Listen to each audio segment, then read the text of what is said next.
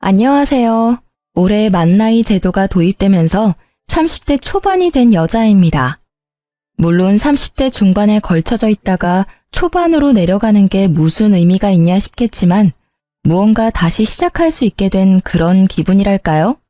왜냐면 제가 이혼을 한번 했거든요.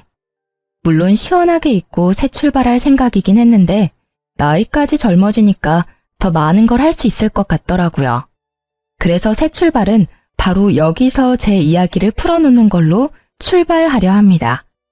저희 부모님 세대야 결혼하면 시집살이 남자가 갑이고 여자는 을이라는 제도가 심했잖아요. 하지만 요즘 사람들이 그러나요? 내가 불리하고 내가 당하는 걸 가만히 참고 있지 않죠. 저도 그랬어요. 괜찮은 남자인 줄 알고 결혼했더니 똥 밟은 거나 다름없었거든요. 그래서 피도 눈물도 없이 제가 당한 만큼 갚아주고 이혼하고 나서도 계속 지옥을 맛보게 해줬어요. 제가 무슨 일을 당했고 어떻게 대갚아줬는지 궁금하시다면 지금부터 집중해주세요. 서진 씨는 언제부터 재테크에 관심이 있었어요? 저희 스터디 모임 사람들 중에서도 서진 씨가 제일 잘 아시는 것 같아서요. 저는 시작한 지 얼마 안 돼서 조금 어렵더라고요. 저는 대학생 때 주식부터 조금씩 시작했어요. 부모님의 가정교육을 그대로 물려받았거든요. 그래서 어릴 때부터 재테크에는 계속 관심이 있었던 것 같아요. 취직하고는 부동산 경매나 매매도 한번 시도해봤고요. 우와, 정말 대단하세요. 그러면 서진 씨, 혹시 저도 서진 씨 옆에 있으면 서진 씨처럼 될 수 있나요? 몇 가지 물어보고 싶은 게 있는데 시간 되시면 언제 밥 한 끼 같이 먹어요? 제가 살게요. 남편과 저는 부동산 스터디 모임에서 처음 만났어요. 친정 부모님이 재테크로 빛을 본 사람들 중 하나였고요. 그 피를 물려받아서 그랬는지는 몰라도 저도 재테크에 관심이 워낙 많았죠. 보는 눈도 남달랐고요. 처음엔 그저 스터디 모임 동료라고만 생각했던 사람과 사적인 자리가 많아지고 둘만 보는 날이 많아지니까 저희는 자연스럽게 연인이 됐고 1년 만에 결혼 얘기까지 오가는 깊은 사이가 된 거예요. 남편은 재테크에 관심은 많은데 모르는 게 정말 많았어요. 모르는 것만 많으면 다행인데 그나마 연애 때는 제 말을 열심히 듣는 줄 알고 가르치면 잘 따라오겠거니 했거든요. 근데 결혼했더니 신혼 초부터 대형 사고를 친 게 아니겠어요? 왜 그런 사람들 있잖아요. 절대 재테크에 손대면 안 될 사람들이요. 그게 바로 남편이었죠. 남편이 귀가 이렇게 얇은지 연애 때는 몰랐는데 결혼하고 그게 보이기 시작하면서 자주 싸우기 시작했던 것 같아요. 당신 진짜 미친 거야? 누가 투자를 대출까지 받으면서 해. 투자의 기본도 몰라? 적어도 나한테 물어보기라도 했어야지. 왜 혼자 결단 내리고 멍청하게 일을 키워? 진짜 꿀 정보라고 알려주는데 당장 돈이 없는 걸 어떡해. 나도 돈 있으면 내 돈으로 했지. 당신한테 말하면 당신이 돈 줄 거야? 돈만 준다면야 당신한테 무조건 다 말하지. 그냥 당신은 아무것도 하지 마. 회사에서 주는 월급 70%라도 적금 넣어. 그거만 해. 당신은 투자에 소질이 없어. 재테크가 아무나 하면 되는 줄 알아? 너 지금 나 무시하냐? 그래, 네 똥 굵다. 투자 조금 실패했다고 사람 되게 꼽주네 거. 내가 진짜 좋은 정보 알아와도 너한테만 절대 말 안 해줄 거야. 나중에 후회하지나 말라고. 이렇게 남편은 주변에서 그저 좋은 정보라고 알려주면 대출까지 받아서 투자하는 스타일이었어요. 이러니 저만 답답하고 속이 터지죠. 저놈은 지가 뭘 잘못했는지 아예 모르더라니까요. 아니, 사람이 투자했다가 돈을 날린 적이 한두 번이 아니면 정신 차리고 다른 방법을 찾아야 하잖아요. 근데 남편은 자기 자존심이 먼저고 자기가 무조건 틀리지 않았다며 우기기 선수였어요. 그래서 신혼 초부터 서로 목소리가 커질 수밖에 없었죠. 심지어 제 말을 듣지도 않았거든요. 무시하냐고? 무시할 만 하니까 무시하는 거야. 너 내 말만 들었어도 이렇게 망하진 않았다고. 근데 너야말로 매번 내 말 무시하고 다른 사람 말만 듣다가 이 꼴 난 거잖아. 너? 너 지금 나한테 너라고 그랬냐? 이게 진짜... 됐다. 내가 너랑 무슨 말을 더 해. 이제 그냥 각자 알아서 하자고. 너는 너대로, 나는 나대로. 누가 이기나 해보자. 그래. 남편은 절대 제 말을 들을 생각이 없어 보였습니다. 대체 저건 무슨 똥꼬집이죠? 저는 거의 10년을 재테크 공부를 했어서 제 명의 땅이랑 건물도 있고요. 주식도 꽤 많이 올랐거든요. 자기 옆에 있는 아내가 잘 되고 있으면 자기한테도 좋은 거잖아요. 그리고 제가 저만 잘 되자고 하는 것도 아니고 같이 잘 되자고 남편한테 알려주면 괜히 심술 부리면서 그건 절대 아니라고 오히려 지가 날 무시하면 무시했다니까요. 저도 남편 말에 더는 참지 못하고 네 말대로 각자 알아서 하자고 그랬네요. 그래봤자 지만 손해지. 안 그래요? 아니나 다를까 이틀 후에 시어머니가 집에 찾아오셨더라고요. 남편이 시어머니께 그대로 일러 바쳤나 보더군요. 너는 그런 황금 같은 정보가 있으면 네 남편이랑 상의도 해보고 네가 확신이 있었다면 남편한테 끝까지 밀어붙여서 같이 투자하게 해야지. 왜 치사하게 너 혼자 투자해서 너 혼자 득을 봐? 부부는 일심동체라는 말도 모르니? 너 혼자 다 헤쳐먹고 우리 아들한테 갑질하려고 이러는 거야? 시어머니는 퇴근하고 들어오는 저를 보자마자 삿대질에 눈에 쌍심지까지 켜고 절 아주 파렴치하고 나쁜 년으로 몰아붙였어요. 어머님 아들 머리가 돌대가리라서 아무리 제가 알려줘도 똥주시게만 반응하는데 그걸 제가 뭘 어떻게 하겠어요?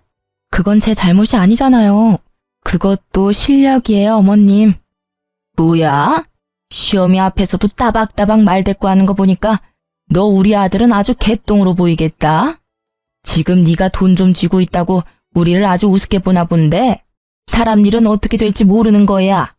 네가 아무리 재테크에 능하니 어쩌니 해도 한순간에 쫄딱 망하는 게 그 재테크라고. 알아? 그래서 사람들이 공부하는 거예요, 어머님. 근데 남편은 공부하려는 노력도 없이 그저 돈만 벌고 싶어서 다른 사람 말만 듣다가 어머님 말씀처럼 쫄딱 망했잖아요? 어머님도 더 나이 들어서 자식 때문에 쫄딱 망하고 싶지 않으시면 남편 부추기지 않는 게 좋아요. 대체 쟤가 지금 뭘 하니? 너 정말 미친 거야? 시어머니는 제가 맞는 말만 하니까 받아칠 말씀이 없으셨는지 이제는 손찌검까지 하려고 했는데요. 남편은 정말 못난 놈처럼 시어머니 뒤에 숨어서 응원만 하고 있더라고요. 저는 시어머니가 날리는 손을 아주 손쉽게 맞고는 시어머니가 아닌 남편을 똑바로 쳐다봤어요. 너 이렇게라도 살고 싶으면 나한테 이러면 안 되지. 네 놈이 혼자 이런 집에서 소고기에 해산물에 맛있는 밥만 먹을 수 있을 것 같니? 지금 대출금 갚느라 빠듯할 텐데 이혼까지 하면 어떻게 살려고 이러는 거야? 이혼? 처년이 어디서 이혼을 들먹여? 시애미 앞에서 이혼? 어디 여자가 먼저 이혼을 입에 올려? 내가 오늘 네 그 못된 버릇을 단단히 고쳐주고 가마. 이리 와! 시어머니가 제게 손을 뻗으려고 하자 남편이 다급하게 시어머니를 말리더군요.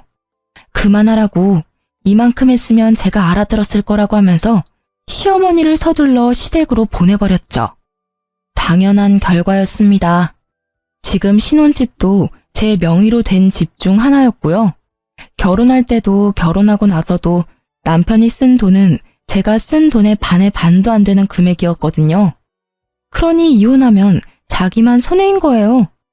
다행히 이 정도로 말이 통했기 때문에 큰일은 없었네요. 이날 이후로 남편은 제게 콩고물이라도 받아먹고 싶은 건지 제 눈치를 엄청나게 보면서 집 청소도 하고 가끔 다리 마사지도 해주길래 모른 척 받기만 했죠. 그러다 몇 개월이 지나고 남편 생일 때였는데요. 저놈이 또 정신 못 차리고 헛소리를 하더라고요. 여보, 일주일 뒤에 내 생일이잖아. 나 생일 선물로 외제차 뽑아줘. 싫어. 외제차는 무슨 외제차야.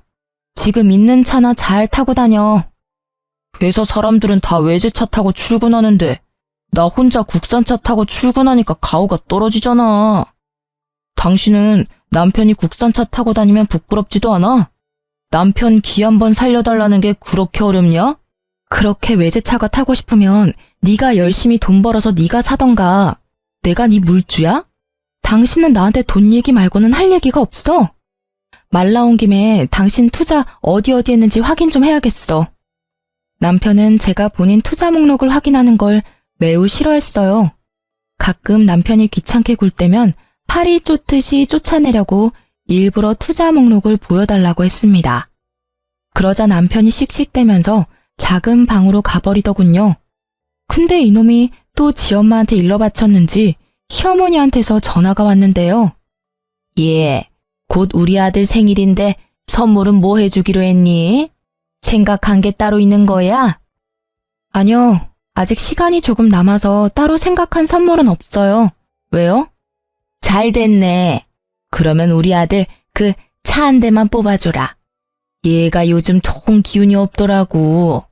네가 생일 선물로 외제차 하나 뽑아주면 너도 주변에서 사모 소리 듣고 얼마나 좋니? 이런 게 상부상조 아니겠어? 내가 봐놓은 차가 있는데. 어머님, 그런 거 선물이라고 막 사주면 버릇만 나빠져요. 본인이 그렇게 좋은 차 타고 싶으면 차주 먼저 좋은 사람이 돼야 하지 않겠어요? 그리고 사람이 엉망인데 차만 좋으면 어디다 쓰겠어요. 그러면 오히려 사람들한테 욕먹는다고요. 오늘 말씀은 못 들은 걸로 할게요. 아마 제가 저렇게 말하면 남편 귀에도 들어갈 거예요. 퇴근하고 집에 갔더니 역시나 삐져 있더라고요. 대체 왜 삐졌는지는 이해할 수 없어서 그냥 내버려 뒀어요. 제가 달래줘야 하는 의무는 없으니까요. 그런데 3일이 지났나? 갑자기 남편이 저한테 먼저 말을 걸어왔는데요. 정말 지금 생각해도 황당하기 짝이 없는 말이었죠. 나 차 폐차했어. 뭐? 멀쩡한 차를 왜 폐차해? 당신 미쳤어? 멀쩡하긴. 하나도 안 멀쩡했어. 그래서 내가 외제차 생일 선물로 받고 싶다고 그런 건데. 나 이제 차도 없는데 생일 선물로 사주면 안 돼? 진짜 고장 안 내고 잘 타고 다닐게. 응? 여보, 출퇴근하려면 차는 있어야 하잖아. 불편하게 어떻게 버스나 지하철을 타고 다녀 내가. 당신이 당신 차 폐차시킨 건데 왜 내가 외제차를 사줘야 한다는 결론이 나오는 거지? 버스를 타고 출근하든 지하철을 타든 걸어가든 당신 알아서 하세요. 남편이 싸지른 똥 치우려고 결혼한 게 아니거든. 난 네 와이프지 네 엄마가 아니니까. 남편의 속내가 훤히 보이는 짓에 더는 반응해주지 않았습니다. 폐차시키고 오면 제가 차를 사줄 거라는 발상은 대체 어디서 나온 거죠? 진짜 웃기지 않아요? 저러니 머리 나쁘단 말을 들어도 지가 머리 나쁜지 모르고 살잖아요. 어차피 지 분에 못 이겨서 저지른 일인데 제가 거기에 일일이 반응해주면 더 날뛸 게 분명하니까 애초에 안 된다고 단호하게 말하고 그 이후엔 눈 하나 깜빡하지 않는 태도로 일관했답니다. 남편은 출퇴근을 지하철 타고 하더라고요. 불편한지 집에서 계속 투덜대는데도 무시했어요. 그런데 이놈이 또 사고를 친 겁니다. 어쩐지 이날은 제 눈치를 막 보면서 일찍 출근해야 한다고 먼저 불이 나게 나가더니 제 차를 타고 출근했더라고요. 그것도 저 몰래 간다고 거짓말까지 하면서요. 이 정도 선에서 그쳤다면 제가 사연을 쓰지도 않았겠죠. 이날은 제가 휴무 신청해서 집에 있었거든요. 남편이 퇴근하고 와서도 몰랐어요. 제가 차가 망가진 걸 안 건 바로 다음날 출근할 때였습니다. 저는 누가 제 차를 박은 줄 알고 바로 블랙박스를 확인했는데요. 근데 웬걸 범인이 남편이더군요. 일단 사진을 찍어두고 택시 타고 출근했네요. 도무지 일이 손에 안 잡혀서 반차 내고 집에 돌아갔죠. 남편이 퇴근하고 오자마자 핸드폰으로 찍은 사진을 얼굴 앞에 들이밀면서 따져 물었어요. 미쳤어? 이제 내 차도 폐차시키려고 작정한 거야? 너 이거 어쩔 거야? 어쩔 거냐고. 나 아니야. 내가 했다는 증거 있어? 방금 퇴근하고 와서 피곤한 사람한테 난리야? 증거가 없어? 너 바보냐? 블랙박스에 다 찍혀있는데 증거가 없긴 왜 없어? 대체 내 차로 뭘 한 거야? 뭘 했길래 사이드 미러는 덜렁거리고 차 문이 다 긁혀있냐고. 나도 억울해. 주차장에 좋은 자리가 거기 한 군데였는데 그 옆에 어떤 놈이 주차를 역같이 해놨잖아. 그래도 어떡해. 주차는 해야지. 그 차 안 긁으려고 하다가 반대편 벽에 사이드 미러가 눌리면서 차가 다 긁혔더라고. 야, 그걸 지금 말이라고 해? 너 내가 준 물건들 전부 뺏기고 싶어? 차도 없는 마당에 알몸으로 회사 출근해 볼래? 이 집에 네 물건은 네 몸뚱아리 하나뿐이면서 감히 내 차를 몰래 타고 나가서 사고까지 내고 와? 너 내 손에 진짜 죽어볼래? 저는 열받을 대로 받아서 남편에게 막말을 서슴지 않았어요. 아니, 막말이 미친 듯이 나왔죠.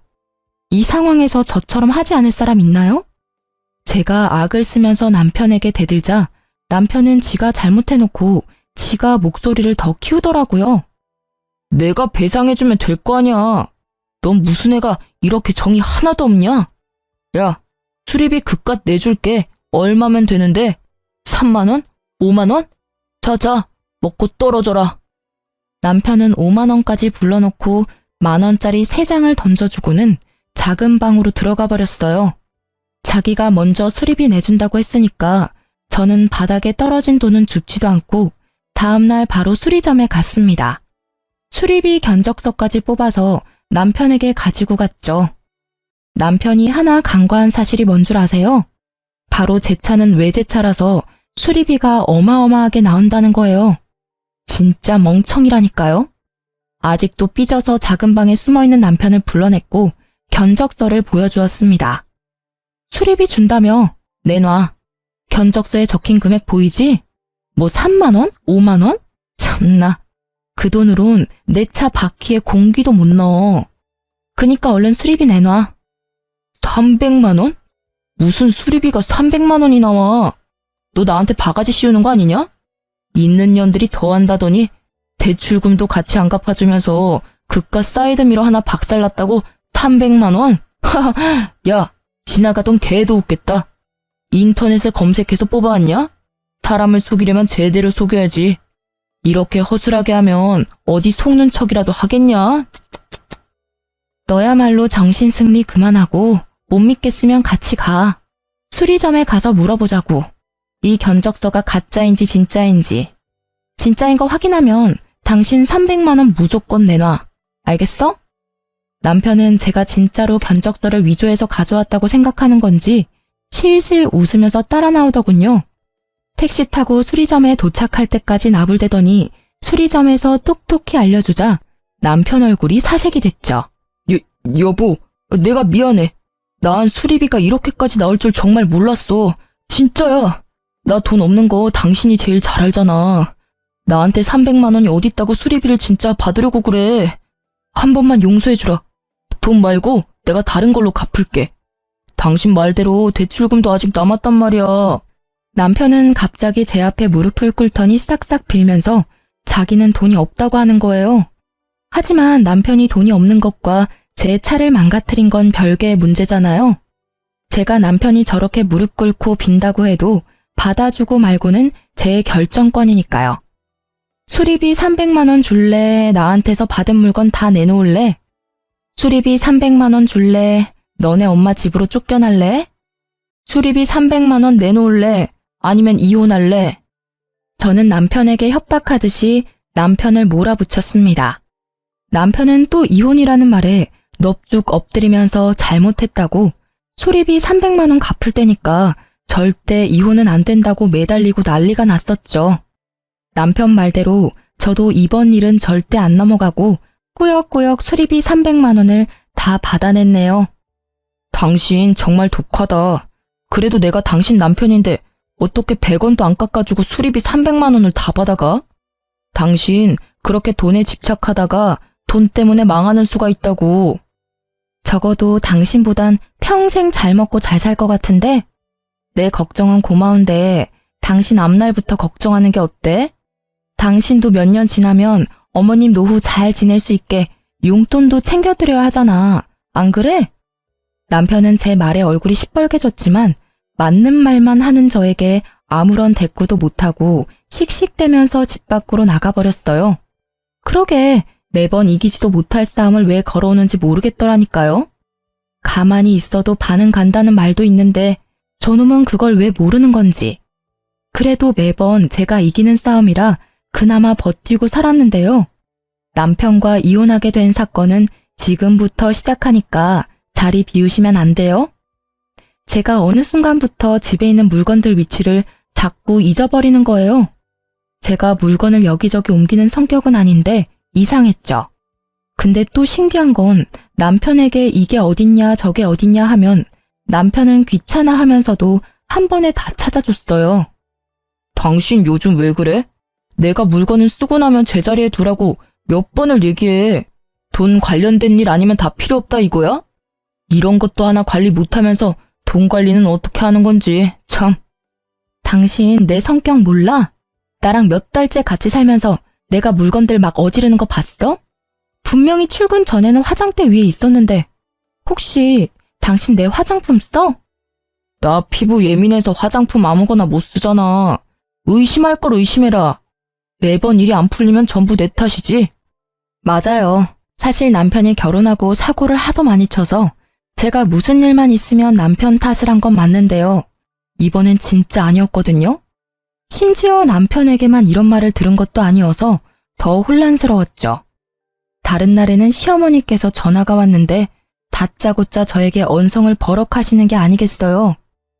너 왜 안 오니? 내가 지금 몇 시간째 기다리고 있는데 왜 아무 소식이 없어? 네? 그게 무슨 말씀이세요? 제가 어머님 댁에 간다고 했나요? 너희 김치 다 먹었다고 해서 내가 가져가라고 했잖아. 근데 왜 여지껏 안 와? 너 늙은 시엠이 훈련시키냐? 기다리면 올 줄 알았더니 한참을 기다려도 인기척이 없어서 전화했다. 근데 넌 까맣게 잊어버리고 있고 챙겨주려고 해도 네가 이딴 식으로 나오니 내 입에서 좋은 말이 나오겠어? 얼른 와서 김치 가져가. 분명 전 시어머니한테 받은 연락이 아무것도 없었는데 더욱 소름 끼치는 건 시어머니가 말한 날에 정확하게 통화 내역이 남겨져 있더라고요. 한두 번에 그쳤다면 또 그러려니 할 텐데 한 달이 넘도록 그런 일로 스트레스를 받았다면 믿어지시나요?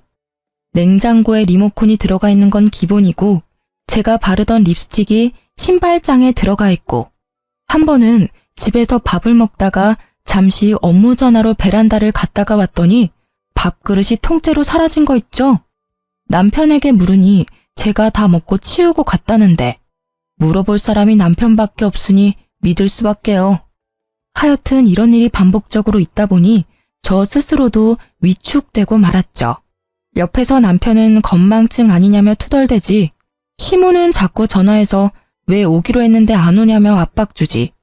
저도 모르게 자존감이 뚝뚝 떨어지고 말았죠. 더군다나 하루는 너무 답답한 마음에 회사 사람들한테 썰을 풀었더니 치매 초기 증상 아니냐고 진지하게 병원 가보란 말까지 들었네요. 그쯤 되니까 제가 정상이라는 것에 확신이 들지 않는 지경에 이르렀죠. 이후로 회사에서도 괜히 눈치가 보이는 건 물론이었고요. 여보, 내가 요즘 정신이 진짜 이상해진 것 같아. 사람들 말로는 치매 초기 아니냐고 병원 가보래. 당신이 보기에도 내가 그렇게까지 심각해 보여? 나 진짜 병원 가서 검사라도 받아볼까? 치매는 무슨. 괜히 다른 사람 말에 휘둘리지 마. 치매 검사 비용이 한두 푼인 줄 알아? 당신 그 뭐냐? 최근에 회식 많이 하더니 술 때문에 그러는 거네. 그러니까 술을 좀 작작 마셔. 일주일에 두세 번꼴로 술을 마시는데 네 정신이 멀쩡한 날이 있겠냐? 저는 남편의 그럴싸한 말에 고개를 끄덕였죠. 당연히 저도 아직 젊으니까 치매는 아니라고 생각해서 병원까지는 가지 않았어요. 원래 크게 아픈 게 아니라면 병원을 잘 안 가는 성격이기도 했거든요. 며칠 뒤 시어머니께 전화가 와서 받았더니 대뜸 저에게 칭찬을 해주시는 거예요.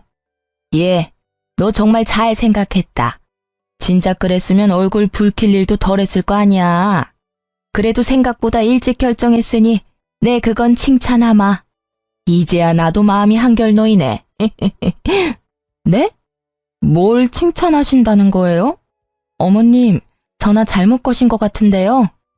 잘못 걸기는 내 며느리한테 잘만 걸었구만. 네가 우리 아들한테 네가 가진 땅이랑 건물 두 채 그거 우리 아들 명의로 해주겠다고 했다면서. 그 말 듣고는 요 근래 근심 걱정이 싹 내려갔잖니. 어머님, 죄송하지만 저는 남편한테 그런 말 한 적 없어요. 남편이 그러던가요? 제가 제 땅이랑 건물을 자기 명의로 하게 해주겠다고? 어머님, 저 남편이랑 잠깐 통화 좀 할게요. 저는 시어머니 말씀에 어이가 없었어요. 이 남자가 한동안 조용하더니 이렇게 사람 뒤통수를 치는구나 싶었죠. 전화를 끊으려는데 시어머니가 하는 말에 전화를 끊을 수 없었습니다. 증거가 있다고 했거든요. 요즘 네가 자주 깜빡깜빡하더니 그래서 기억을 못하나 보네. 젊은 애가. 네가 우리 아들이랑 구두로 약속까지 다 했잖아. 아들이 녹음했다고 들려주던데. 기억 안 나면 너도 아들한테 연락해서 네가 직접 녹음한 거 들어봐라. 들으면 기억이 돌아올 수도 있잖니? 시어머니는 저를 안타깝게 여기는 듯이 혀를 끌끌 차면서 전화를 먼저 끊었어요. 도대체 이게 어떻게 된 일인지, 세상이 저를 상대로 몰래 카메라라도 찍는 건가? 하는 생각도 들었습니다. 너무 혼란스러워서 머리까지 아플 지경이었죠. 저는 시어머니 말대로 남편에게 물어보기로 했어요. 남편에게 시어머니와 통화했던 말을 고스란히 전해주자 남편은 아주 당당하게 전부 사실이라고 하더군요.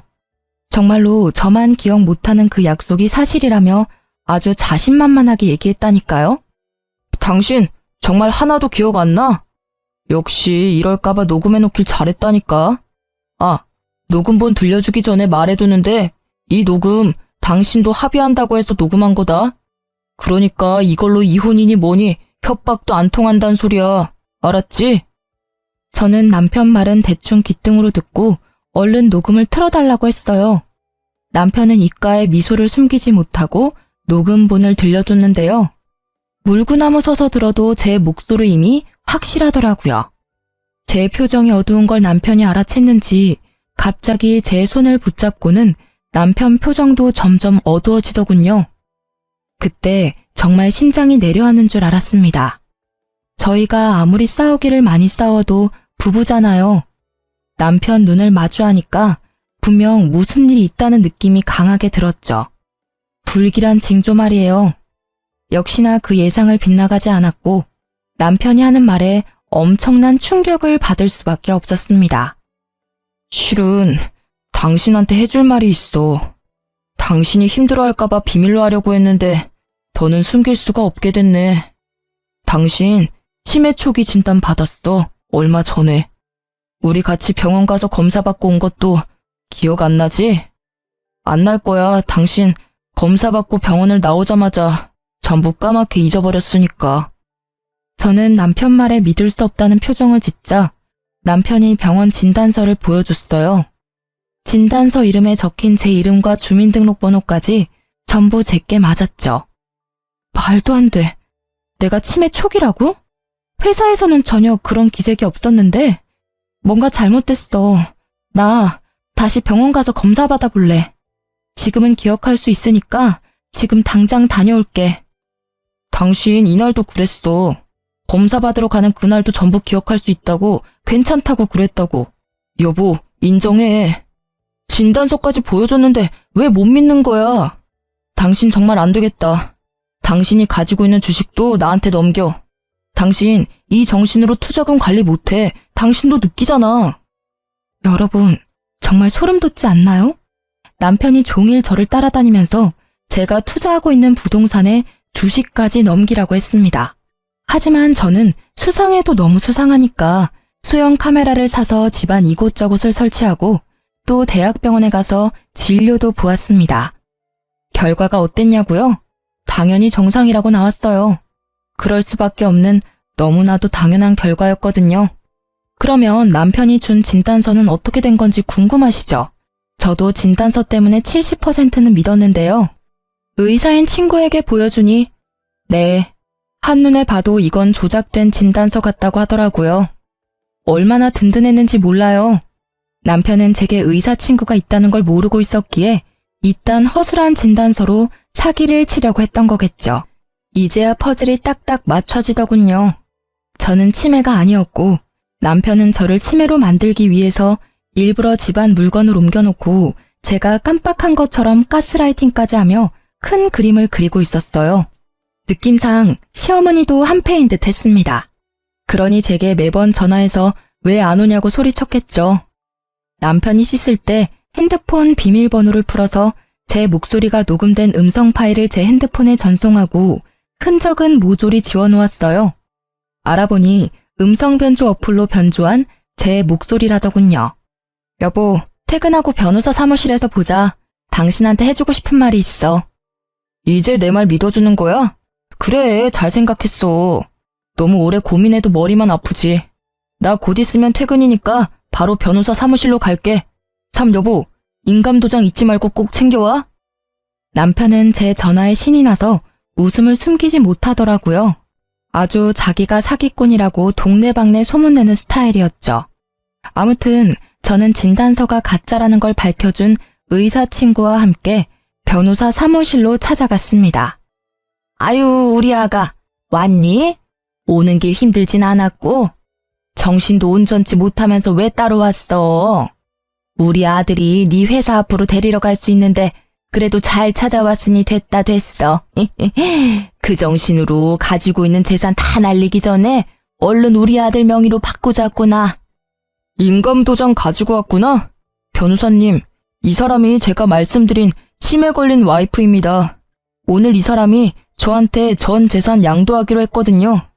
아픈 아내를 둔 남편인 제가 해야 할 도리니까요. 저는 어떠한 말보다 손이 먼저 나갔어요.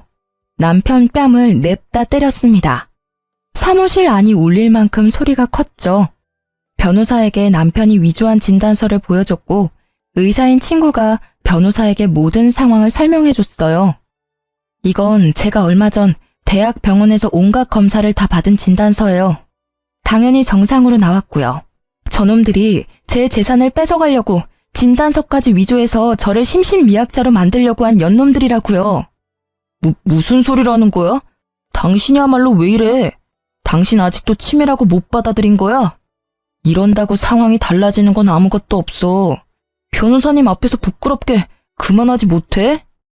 거기 우리 며느리 친구 의사라고 한 것 같은데 의사면 이렇게 진단서를 가짜로 만들고 해도 되는 거예요? 친구가 정신이 안 좋고 그러면 납득할 수 있게 해줘야지. 이딴 거나 만들어주는 게 무슨 친구라고? 너 당장 저 친구랑 연 끊어라. 네 인생에 하나도 도움 안 될 친구야. 내가 딱 보면 알지. 내 인생에 하나도 도움 안 될 사람은 내 친구가 아니라 바로 당신들이야. 변호사님, 이 녹음도 저 사람들이 목소리 변조해서 만든 거라네요? 제 목소리가 아니라요. 이러면 저 사람들 처벌할 수 있는 거죠? 전 절대 합의해줄 생각이 눈꼽만큼도 없거든요. 네, 허위로 작성했다는 사실이 밝혀진다면 허위 진단서 등 작성죄로 처벌할 수가 있죠. 그런데 친족상도례라는 특례 제도가 있어서요. 고소하더라도 배우자 간 발생한 절도죄와 사기죄 등의 재산범죄에 대해선 형을 면제받을 수가 있거든요. 시어머니와 남편은 더욱 기세등등하게 나오더라고요. 저는 태블릿에 다운받아온 영상 하나를 보여주며 말했죠. 이걸로도 충분히 이혼 소송은 할 수 있지 않나요? 저 위자료도 청구하겠습니다. 저들이 저를 심신미약자로 만들고 제 돈까지 괄취하려 했던 시간에 대한 위자료요. 그건 제가 집 곳곳에 숨겨놓은 소형 카메라에 찍힌 영상인데요. 남편놈이 제가 썼던 물건을 곧바로 옮겨놓고는 뻔뻔하게 모르는 척하는 모습이 적나라하게 찍혀 있었죠. 심지어 제 휴대폰 비밀번호도 알고 있었는지 몰래 가져가 시모와의 통화 기록을 남겨둔 것도 모조리 찍혀 있었죠. 네, 충분히 가능합니다. 그리고 한 가지 말씀 못 드린 게 있는데 남편분 무슨 생각으로 이런 일까지 벌이셨는지 모르겠지만 의사소견에 의해 치매 상태인 게 인정이 되면 명의 이전에 대한 모든 계약은 이전 무효 처리가 됩니다. 말 그대로 정상적으로 이루어진 소유권 이전 등기가 아니기 때문이죠. 어쨌거나 계획하신 대로 진행하셨어도 원하시는 소유권은 인정받기가 매우 힘들다는 말입니다.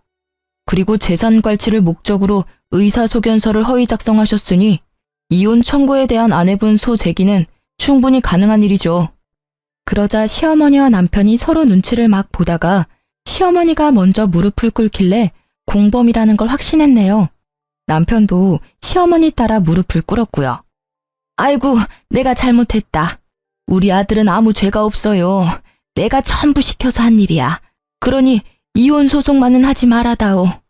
네가 자꾸 우리를 무시하고 우리 아들한테 이혼으로 협박하니까 그래서 우리도 네가 다시는 이혼 소리 못하게 겁만 살짝, 아주 살짝 주려고 했던 게야, 응? 맞아. 엄마 말이 사실이야. 내가 못나서 자존감이 낮아서 당신한테 화풀이한 거야. 내가 미안해. 나도 다 잘못했고 전부 다 사과할게. 그리고 따지고 보면 당신이 공동명의로 안 해줘서 그런 것도 없지 않아 있지. 그래, 아가, 네가 너무 심하긴 했지. 너희가 결혼한 지 몇 달인데 공동재산이 없는 게 말이 돼? 그것도 여자가 재산이 너무 많으면 집안이 망해요, 망해. 아들 명의로 바꾸면 내가 얻는 게 뭐가 있다고 이랬겠어. 다 니들 잘 살라고 내가 도와준 거지. 이혼 소송할게요, 변호사님. 지금 바로 할 수 있나요? 저들은 저에게 사과를 하고 싶은 건지 자기들이 억울하다고 변명을 하고 싶은 건지 모르겠더군요. 어이가 없어서 소송하겠다고 했더니 시어머니는 제 왼다리, 남편은 제 오른다리를 붙잡고 매달렸어요. 당신이 나랑 정말 못 살겠다면 이혼해줄게. 대신 소송 말고 합의로 해주면 안 될까? 나 정말 돈이 없어서 그래. 당신 알잖아. 당신한테 수리비 300만 원까지 갚고 땡전 한 푼 없는 거. 우리 엄마도 이렇게까지 하는데 이 정도는 해줄 수 있잖아. 마지막으로 부탁할게. 제가 소송 없이 협의 이혼을 했을까요? 네, 사실 남편과 시모가 감히 저를 치매로 몰아갔지만 그 함정에 제가 빠지지도 않았고 재산 피해액이 없으니 제가 원하는 대로 큰 처벌을 받게 할 수는 없더라고요. 그리고 남편이 제가 마음 바꾸고 소송 걸까봐 법원 출석에 적극적으로 임했고요.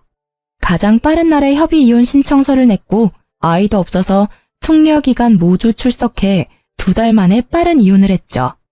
만약 소송을 진행했더라면 1년에 가까운 기간을 수고스러웠을 텐데 시간과 노력을 아꼈다는 점에서 협의 이혼이 나름 합리적인 선택이었죠. 그런데 그거 아시나요? 사촌이 땅을 사면 배가 아프다는 속담 말이에요. 굳이 제가 복수를 하지 않아도 돈에 목마른 전 남편 놈이 저 때문에 개거품을 물더라고요.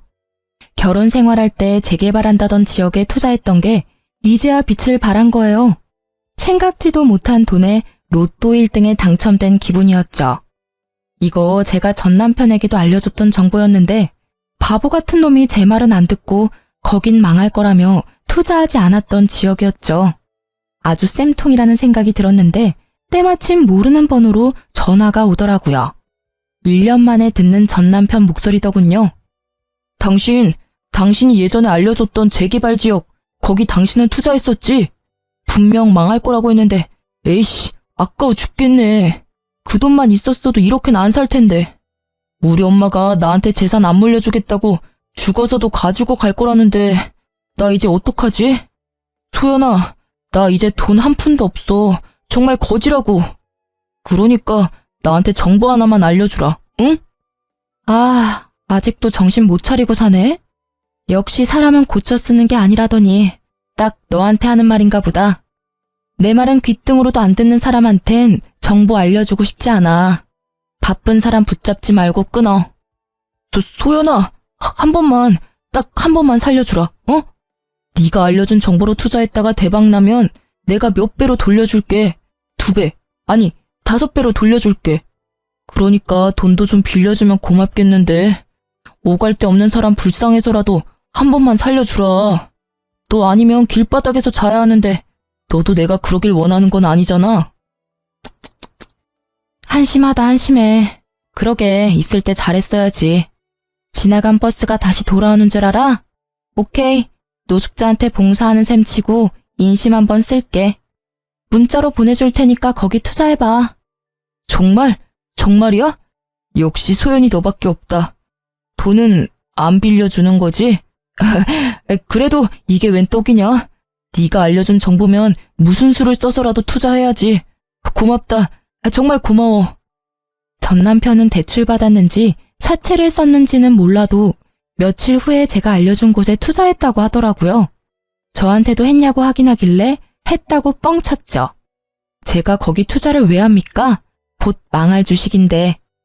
아니나 다를까 몇 개월 후에 이상한 번호로 전화가 오길래 받았는데요. 전 남편이 또 흥분한 목소리로 욕까지 하면서 왜 이거 주가가 점점 떨어지는 건데? 너 나한테 개 주식 알려준 거 아니야? 엿 먹어보라고, 나 죽으라고. 이거 오르는 거 확실해? 아니면 나 진짜 죽는다고, 박소연. 아, 귀 아파. 네가 공부를 똑바로 안 해서 작은 변동에도 심장이 철렁하는 거지. 원래 주식은 내려갔다가 확 오르는 게 주식이야.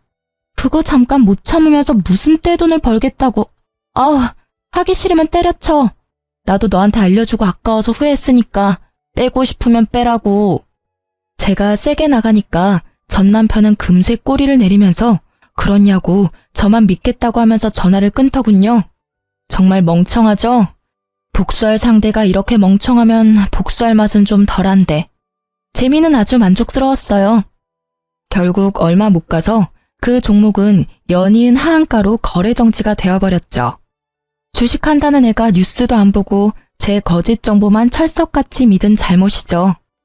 전 남편에게 미친 듯이 전화가 왔었지만 제가 그걸 받겠나요? 이상한 번호나 모르는 번호로 오면 절대 안 받고 전부 차단했네요. 저는 악마에게 뺏길 뻔한 제 재산을 지켰고 점점 불어나는 재산으로 뷰가 좋은 집을 하나 매매했습니다. 그리고 그 집에는 부모님을 이사해드렸어요. 또 제가 가진 건물 2채는 부모님이 관리 중이고요. 안 그래도 얼마 전에 아빠가 놀러 가셨다가 빗길에 미끄러져서 허리를 삐끗하셨다는 거예요. 네 아빠는 아직도 자기가 20대인 줄 아나 봐. 원래도 허리 안 좋은 양반이 왜 저리 날뛰나 몰라? 네 엄마가 요리를 못해서 병원 밥 먹으려고 그러는 거지. 네 엄마는 자기 요리가 세상에서 제일 맛있는 줄 알아요. 여보, 거기는 치료받는 곳인데 그렇게 누르면, 아이고, 내 허리. 아빠가 워낙 장난기가 많으셔서 엄마한테 매번 혼나시거든요. 알면서 꼭 저러신다니까요. 그래도 꾸준히 치료받아서 지금은 많이 호전됐다고 들었어요. 아마 이번 주 내로 퇴원하신다고 하니까 아빠 퇴원하는 날에 가서 부모님이랑 맛있는 거 먹고 오랜만에 가족끼리 시간 좀 보내려고 합니다. 참, 제 입으로 이런 말은 조금 부끄럽긴 한데 부모님은 제 덕분에 노후가 즐겁다면서 특히 아빠가 모임을 나가면 제 자랑을 끊임없이 한다고 들었어요. 엄마도 그 얘기를 해주는데 웃음이 끊이질 않더라고요. 부모님이 웃으시는 모습 보려고 자식인 저는 더더욱 돈을 열심히 벌고 모아야겠다는 생각이 들었네요. 저는 여전히 회사를 다니고 있고요. 달라진 점이 있다면 최근에 봉사와 기부를 열심히 하고 있어요. 어려운 이웃들을 돕고 사는 게 보람도 있고 기분도 좋길래 여러 가지 하고 있습니다. 아마 앞으로도 재테크 공부를 꾸준히 해서 그 돈으로 불우한 사람들에게 도움 주는 멋진 사람이 되고 싶어요. 다들 제 이야기 끝까지 들어주셔서 감사합니다. 복 받으실 거예요.